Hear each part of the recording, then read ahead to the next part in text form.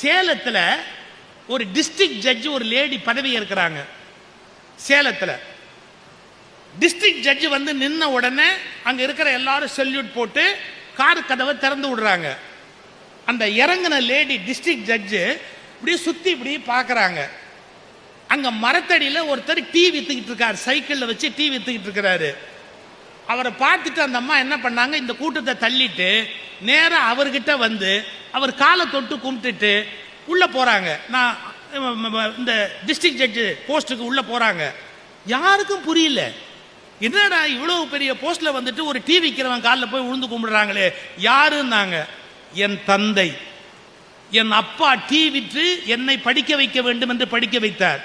நான் நேற்று சொன்னேன், அப்பா நான் நல்ல வேலைக்கு வந்து விட்டேன், நீங்கள் இனிமேல் இப்படி தெரு தெருவாக அலைந்து டீ விற்க வேண்டாம், நீங்கள் சிரமப்படாதீர்கள், நான் நல்ல பதவிக்கு வந்து விட்டேன், நான் உங்களை காப்பாற்றுவேன் என்று சொன்னேன்.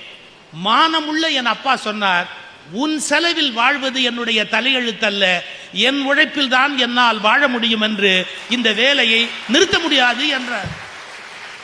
என்ன யோசிச்சு பாருங்க, நீ சம்பாதிச்சு உன் பிள்ளைய காப்பாத்து, நான் உன் செலவில் வாழணுன்ற அவசியம் ஒன்றும் இல்லை, எனக்கு தெரிஞ்ச வேலை இதுதான், நான் டீ வித்து நான் எப்படியோ வாழ்ந்துக்குவேன், நீ போ அப்படின்னு என்ன எங்க அப்பா அனுப்பிச்சு வச்சாரு.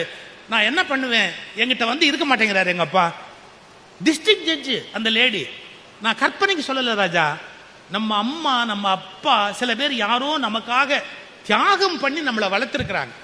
அவங்க கனவுகளை எல்லாம் கொன்னுடாதீங்க, அவங்க கனவுகளை எல்லாம் அழிச்சிடாதீங்க, அவங்கள காப்பாற்ற வேண்டிய பொறுப்பு நமக்கு இருக்கு அப்படிங்கிற ஒரு உணர்வோட நீங்க இங்க படிக்க வரணும். Download ShareChat.